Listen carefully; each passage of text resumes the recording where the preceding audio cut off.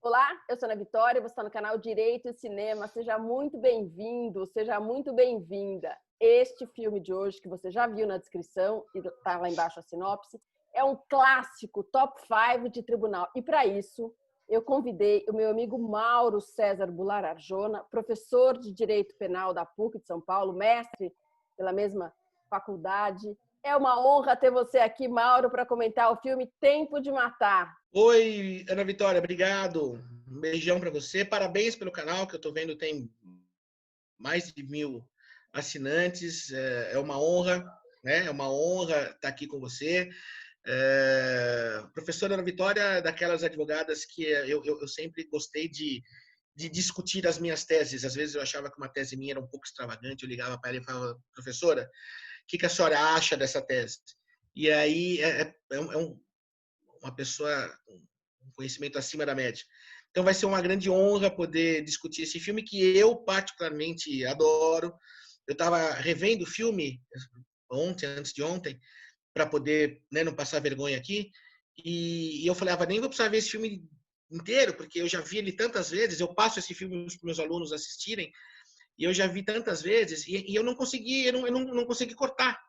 Então, eu falei, vou ver essa parte, aí eu corto, né? O filme tem 2 horas. Eu falei, em 40 minutos eu vejo as partes importantes. Mas não conseguia, toda a parte é importante. O filme realmente é um filme muito bom, muito bem feito, uma escolha muito feliz e as atuações também muito, muito boas. O filme conta a história de dois rapazes brancos que estupram e barbarizam uma menina de 10 anos, negra, e quando os rapazes são presos, são levados para o fórum para uma audiência, o pai da menina, prevendo que esses rapazes seriam soltos ou seriam condenados a uma pena branda, ele faz justiça com as próprias mãos e mata os dois caras no átrio do fórum, na frente de todo mundo. Então, esse filme, diferente dos outros, que a gente quer saber se o réu é culpado ou inocente, aqui a gente já sabe de antemão que o réu é culpado, não é? Ou, não diria que ele é culpado, eu diria que ele é autor, não é, do homicídio, não é? A autoria e a materialidade já estão demonstradas, não é? Todo mundo viu isso. Então, é interessante porque como você, como advogado, eu sempre me ponho no papel de advogado, vai defender esse cara nesse crime que aconteceu no estado do Mississippi, um estado sabidamente racista, não é? Todas essas questões estão ali presentes. Eu adoro esse filme. Como eu não tinha comentado ainda, esse filme é um clássico, Mauro. O que você aponta de interessante nesse filme? O que você discute, Mauro, com seus alunos nesse filme? Tem tanta coisa legal para falar aqui. Vitória, é muita coisa. Você tem questões de direito penal, obviamente, vocês têm questões éticas, porque a personagem que mata, né, desavisa o advogado. Ele não fala com todas as letras, mas ele vai até o advogado e fala, olha, se eu me meter em encrenca, você me ajuda? Então, e aí o advogado conversa com a esposa fala, não, amanhã você vai conversar com o delegado, você vai falar isso, enfim. Então tem essa questão ética, o advogado é obrigado a falar, não é? O que o advogado faria? Então você tem Porque essa ele nem questão é ética. Você tem... advogado ainda do cara, né? Nem é, exatamente. Não tinha caso. É. Ele não tinha caso. Se eu praticar Mas um o fato... crime... Isso, mas o fato é que, assim, ele foi consultado como advogado. Então, É verdade.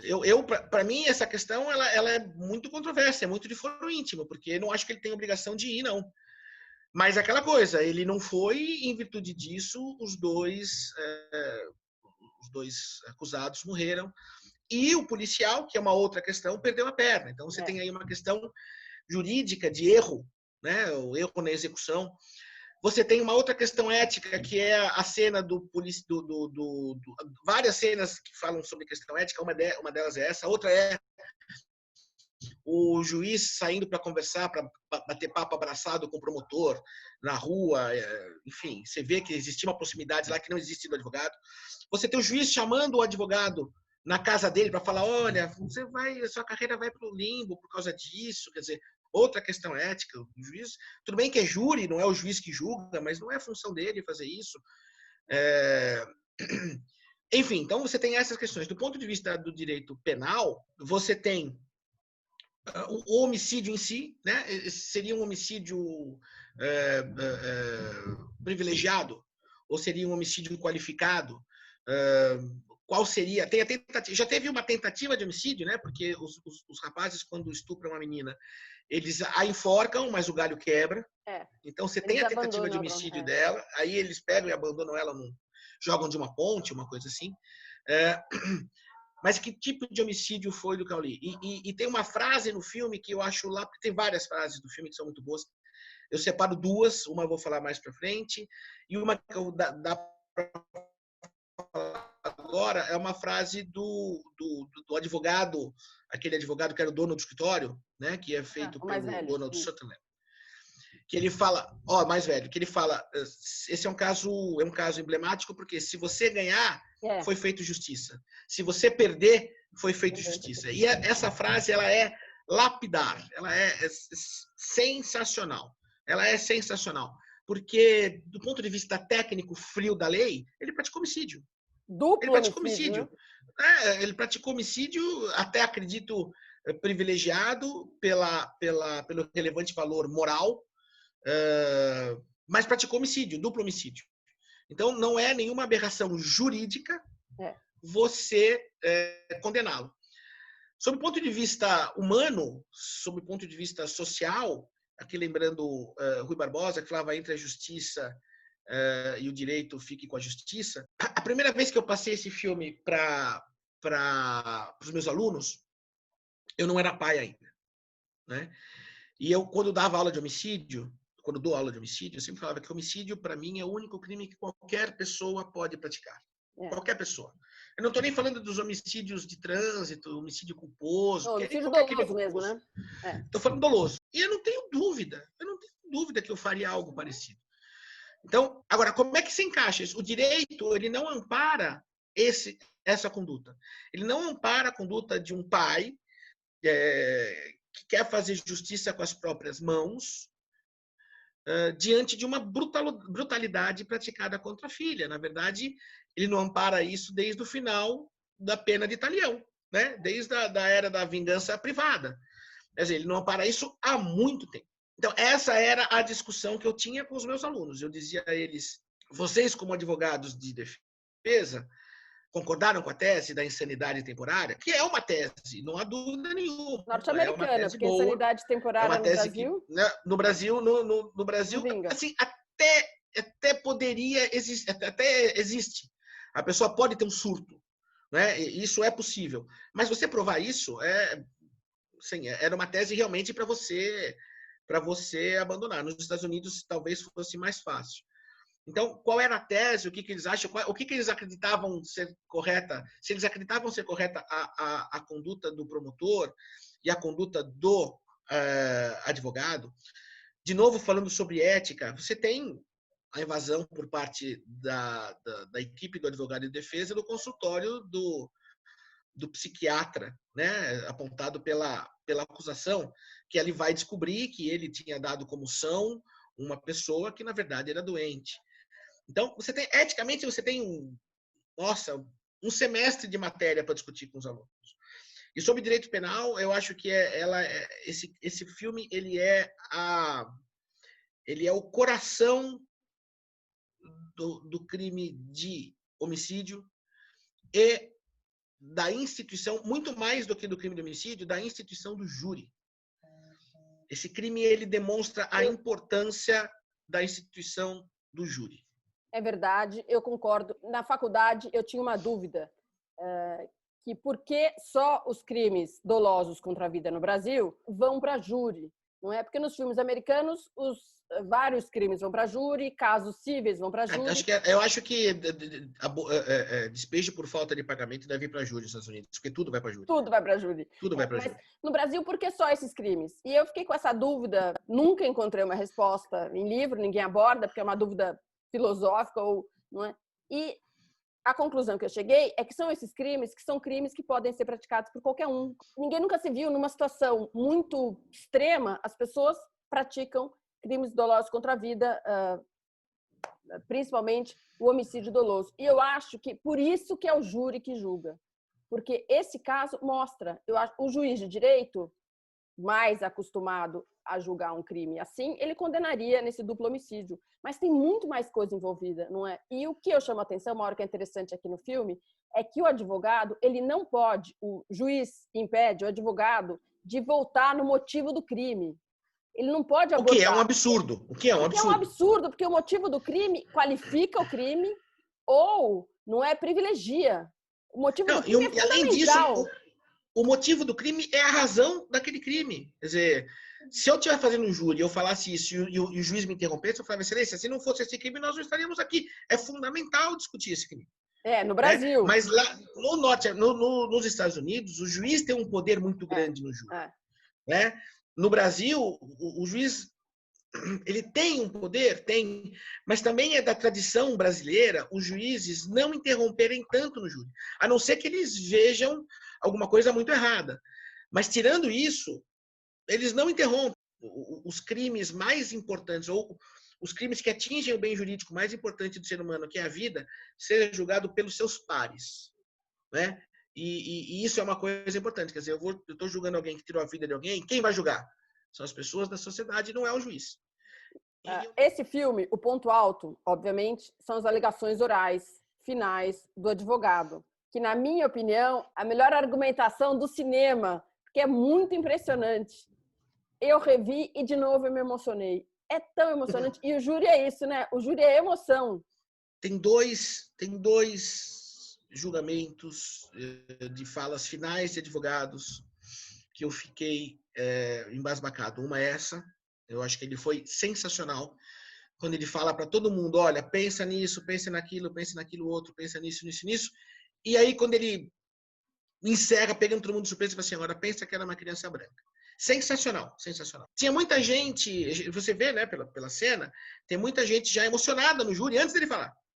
Tem muita gente, tem uma senhorinha chorando, tem uma outra moça com o olho cheio de lágrimas. Quando ele fala, agora pensa que essa criança é uma criança branca, arrematou. E tem um outro filme que eu acho sensacional, que eu não sei se eu vou lembrar o nome correto. Eu acho que é... eu já falei. Carrascos e Cordeiros. Eu já falei Carrascos e Cordeiros.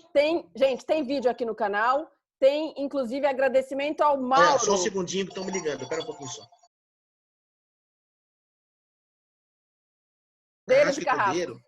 Cordeiros e Carrascos.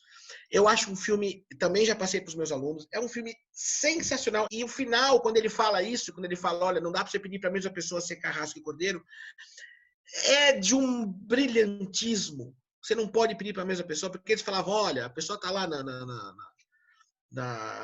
no corredor da morte, então tente tratá-la bem, tente fazer ela se sentir tranquila, não sei o quê, e logo depois você vai enforcar, né? Então ele falou assim, não dá para você pensar, não dá para você pedir isso. Então, esse é um outro filme que você já comentou aqui, deve ter sido brilhante o seu comentário. Eu comentei por indicação sua. Você me indicou esse filme está perdido lá no catálogo da Telecine. Aqui a gente pode ver também o papel do advogado. O advogado teve puseram cruz queimando na porta da casa dele, teve um atentado à bomba na porta da casa dele. No fim, destruíram a casa dele. Quanto custou? Ele cobrou $50 mil, conseguiu $900 de honorários e teve total. Ele conseguiu 5.900, né? Porque uma parte do que tinha sido isso. O que me chama a atenção é que ninguém fez nada. O juiz não toma atitude nenhuma. A polícia não fez nada. E todo mundo ele teve que tirar a família dele da cidade. E você não vê uma resposta estatal para isso, entendeu? E isso é uma coisa que me chama muito a atenção. Quer dizer, tem um outro filme também que é muito bom, chama Fotos Proibidas. É um filme a respeito de museu nos Estados Unidos. A cidade eu não lembro, eu acho que é Chicago, mas também não vou te dizer com certeza. Que está trazendo uma exposição do Robert Mapplethorpe, que é um fotógrafo conhecidíssimo, não sei o quê. E ele tem umas fotos que são complicadas, né? Fotos, vamos dizer assim, obscenas. De adulto. As fotos dele de crianças, elas tem duplo sentido, né? Porque é uma criança nua, é uma criança com o vestido levantado, mas a foto é bonita, então você não sabe se é... Mas você tem fotos que são abertamente obscenas. E aí a discussão é se o diretor do museu é o James Woods, que é um outro ator que eu acho fenomenal, e ele quer levar a exposição para lá, e aí dizem que não, e eles vão discutir a segunda emenda nos Estados Unidos, que é a liberdade de expressão. E eu acho assim sensacional essa discussão, porque, no fundo, eu acredito que existam pessoas que têm dentro de si um ditador, né? Então, existem pessoas que acham que têm o direito de escolher o que eu vou fazer, o que eu vou ver. Enquanto ela tem dentro dela o ditador para ela, tá tudo bem, né? Tudo bem, mas elas acham que eu posso eu, fazer adulta, isso. Posso ver ou não. A gente Isso, viu essa discussão isso. recentemente no museu, não é? O cara Isso. pelado no museu. Quando eu falo para você, ele tem o direito de ficar lá, eu não estou dizendo que eu achei uma obra de arte, eu não estou dizendo que eu acho que é sensacional. Ele tem o direito, ele tem. Eu quero o direito de não ir, não é? Exatamente. Eu quero o direito de falar mal. De não ir. Isso. Eu quero não ir. Deixa eu não ir. Eu quero o direito de falar que isso é um absurdo. Eu quero ir também, depende. Às vezes então, eu quero ir. Exatamente. E você vê o posicionamento da sociedade. Isso também é legal nesse filme. A posição da sociedade. O comportamento da sociedade, eu acho que é um comportamento interessante desse filme. No aspecto penal, que já é mais a minha praia, eu acho sensacional o direito penal hoje, depois da reforma do processo, do Código de Processo, o júri, instituiu-se no júri uma causa de absolvição que eu ia falar disso. Acho sensacional, que é a causa não fundamentada, né? A gente sabe que o jurado não tem que fundamentar a resposta, né? Íntima convicção não é livre convencimento, o princípio que rege as decisões. Mas mesmo não tendo que fundamentar, no voto, ele acaba fundamentando a decisão dele, porque assim, foi 4-3 pela legítima defesa. Então os jurados entenderam que houve legítima defesa, tá certo? A decisão dele de dizer se houve ou não, ela é íntima. Mas a fundamentação, ela existe. E com aquela decisão, esse novo quesito, que não é tão novo mais, assim, você absolve o réu, você tem uma decisão que não tem fundamentação nenhuma. Assim, você absolve por quê? Porque eu achei ele bonito, achei ele simpático. Porque eu fiquei com pena, eu acho justo. Na situação eu faria a mesma coisa, ou porque ele tem cara de inocente. Eu acho, eu sempre falei legal, isso. Eu gosto desse Para mim, nas discussões eu pergunto para os alunos, tá bom, se a gente fosse caracterizar tecnicamente qual foi o fundamento dessa decisão, o direito penal ampara essa decisão? Existe alguma coisa no código que você pode falar ali, foi o jurado entendeu que ele tem que ser absolvido por causa disso? Eu acredito que tenha sido uma causa de exclusão de culpabilidade inominada, ou inominada porque não está na lei. Nós temos lá as causas de exclusão de culpabilidade. Porque não existe, né, Mauro? Porque, teoricamente, não existe. Ele matou, não é? Ele matou... Então, mas você tem um homicídio privilegiado. Então, mas você tem... O Código Penal é que a gente pode encontrar. Não tem. Mas você tem...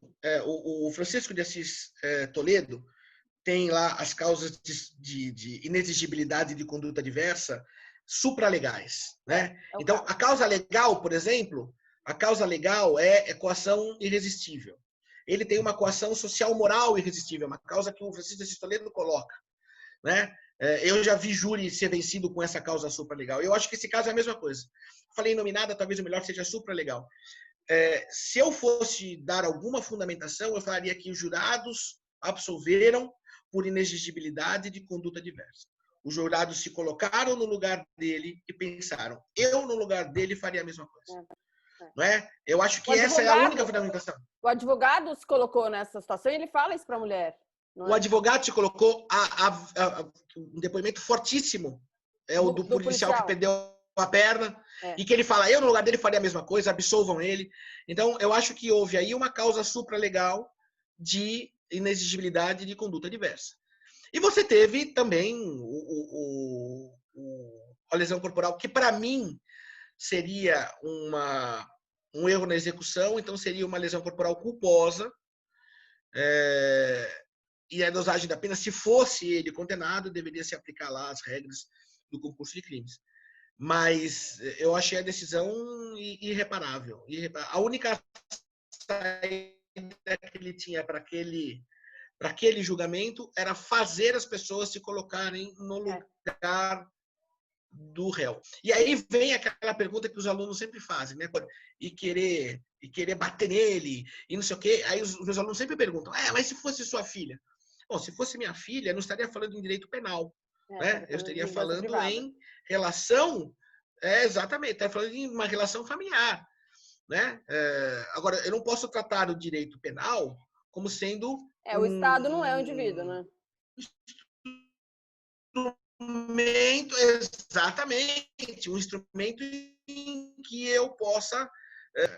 existem vinganças e vinganças. E, assim, alguém pode me fazer alguma coisa que eu não goste, mas eu não quero me vingar. Deixa, coitado, ele é um infeliz, ele... Ok. E outra pessoa que fez a mesma coisa com outra pessoa, aí ela tem um desejo de vingança, porque ela tem esse sentimento nela. Então, é muito difícil você permitir que cada um decida se quer ou se não quer. Enfim, é muito difícil. Né? Então, o direito penal ele tem que tratar tudo, né?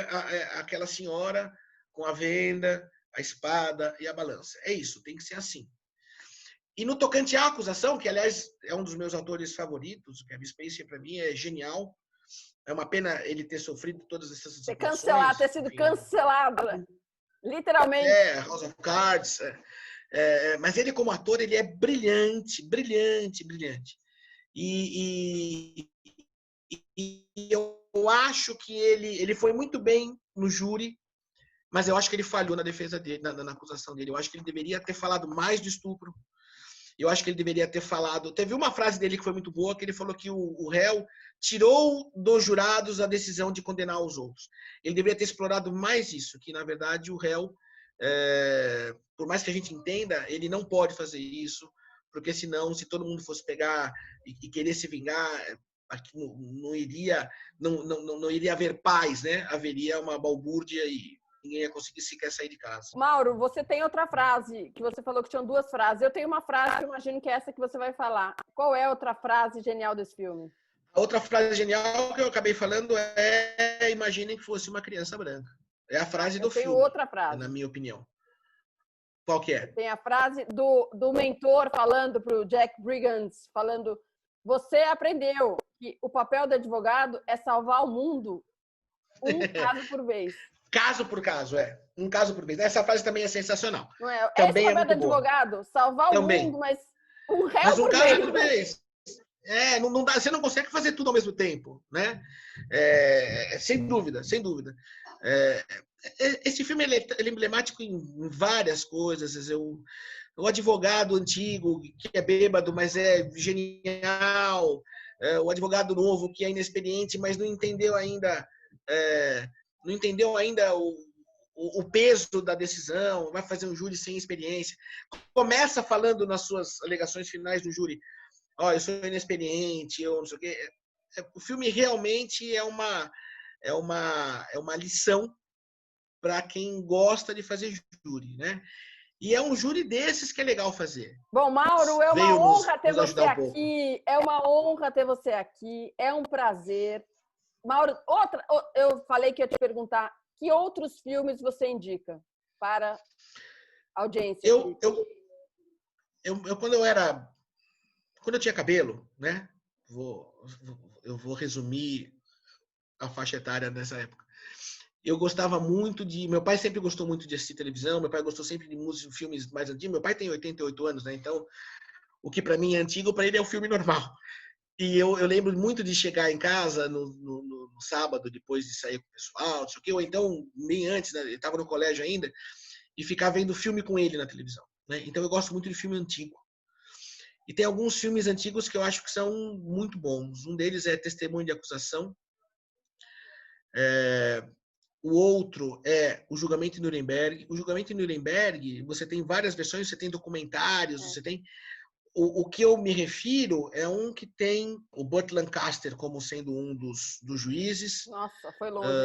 Eu acabei muito longe. Isso sendo um dos juízes, um dos réus, né? O juiz era o Spencer Tracy, que é sensacional também, ator americano maravilhoso. Tem uma aparição do Gene Kelly. O Gene Kelly faz uma ponta no filme e não é dançando, o que é sensacional. Ele faz uma testemunha lá, uma pessoa que foi ouvida. E esse filme é sensacional para se discutir o princípio da legalidade. Para mim é o melhor filme que tem. O Vento Será Sua Herança é outro filme também que eu acho muito bom. Mais recentes, eu gosto do Insônia, com o Al Pacino e o Robin Williams. Filme Lembrei! bom. Nossa, que ele não consegue dormir, que se passa no Alasca. E no Alasca, então, a noite e dia é a mesma Nossa. coisa. Esse filme é muito legal. O Voo, que é um filme com o Denzel Washington, que é piloto de avião. Eu acho que esse filme também é muito bom para se discutir estrutura do crime, nexo de causalidade, enfim. É um outro filme que eu, assim, gosto Ele muito. pilota o avião drogado ou alcoolizado, né? Ele toma, antes de entrar na cabine do piloto, ele toma 2 vodkas com suco laranja. E já tinha passado a noite também muito louco, mas também não sei se estava ainda sob a influência do que ele tinha feito à noite. E o avião tem uma falha técnica, e é engraçado que num determinado momento do filme, as pessoas até reconhecem que se não fosse por ele, pela capacidade dele, teriam morrido muito mais pessoas. Né? Então, esses filmes, assim, que de memória... E tem um outro que eu acho sensacional, eu sempre vou achar sensacional, e para mim é o melhor filme até hoje, que é O Poderoso Chefão. Esse você pode ver, isso aí você tem assunto, você tem o Código Penal inteiro. Escolhe um crime, tem lá. Né? É sensacional. Mas esses são os filmes que eu acredito que tem um bom caldo, né? Que dá para você discutir bastante, tecnicamente, o direito penal. Bom, Mauro, muito obrigada. É uma honra Eu que ter você agradeço. aqui. Foi uma honra mesmo estar aqui com você. Você sabe o quanto eu te admiro, e não falo isso pela nossa amizade, porque tem muita gente que eu tenho amizade e não admiro, tecnicamente e profissionalmente. Você não, você é uma pessoa que eu realmente admiro. Sua opinião, para mim, sempre foi muito relevante, e isso dá a medida da honra de estar aqui no seu canal.